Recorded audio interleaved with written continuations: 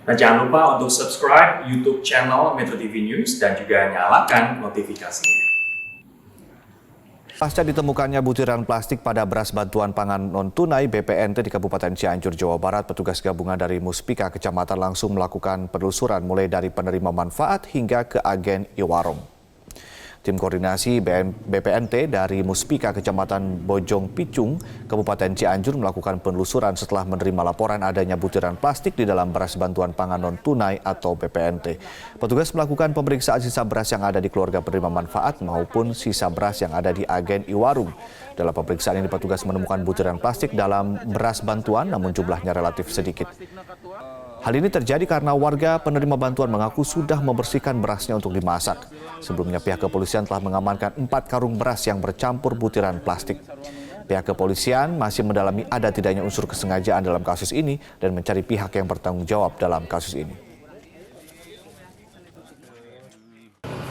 Saya kira setelah adanya laporan, diduga adanya unsur benda asing di dalam pangan, kami dari kepolisian juga sudah melibatkan dari unit Reskrim Polres, kita melaksanakan lidik penyelidikan apa benar memang ada unsur kesengajaan.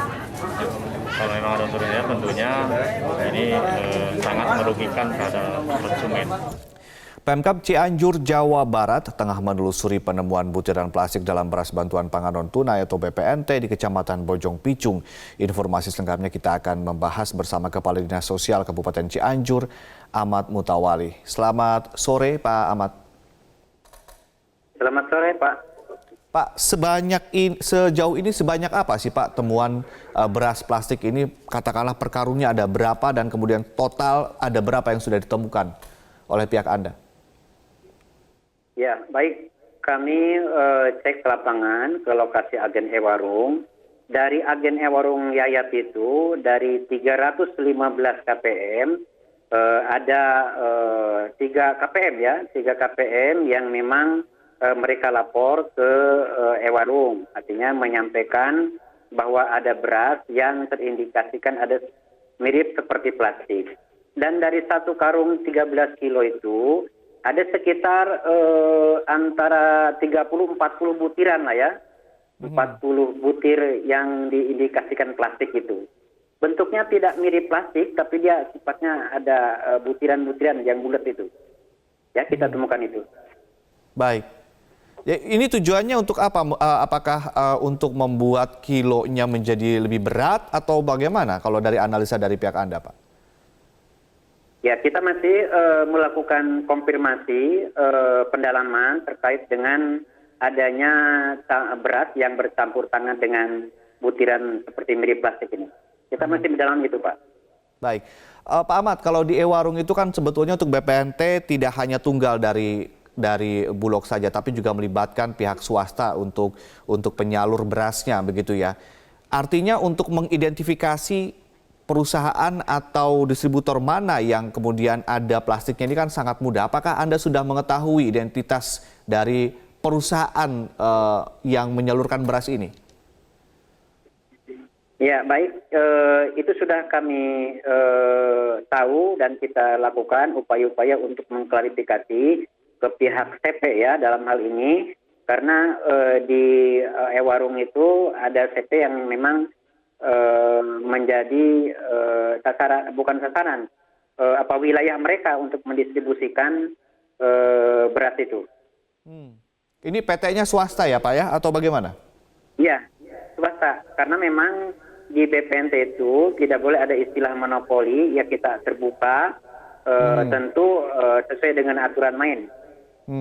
Baik, apa tindak lanjut dari Pemkab Cianjur sendiri kalau identitasnya sudah diketahui, sudah dilakukan mungkin penelusuran sampai sejauh ini apa yang akan dilakukan selanjutnya? Apakah lapor ke Kemensos pusat atau apa yang akan dilakukan selanjutnya, Pak?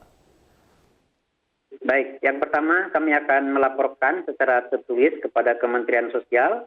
Ya, selanjutnya kita akan mengevaluasi agen CP itu untuk lebih mengklarifikasi di mana masalahnya sehingga ada beras yang tercampur mirip butiran-butiran plastik.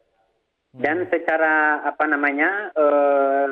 tadi pagi kita sudah melakukan koordinasi bersama pihak yang berwajib untuk terus melakukan upaya-upaya menjelaskan kepada KPM sekaligus menelusuri di mana masalah-masalahnya, gitu ya.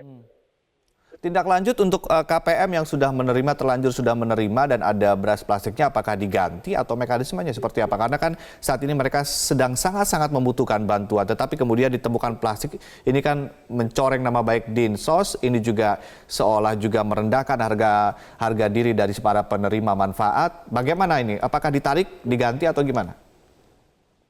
Ya, baik Pak. Dalam konteks penyelesaian hukum, kami sudah diketahui oleh para pihak polisian.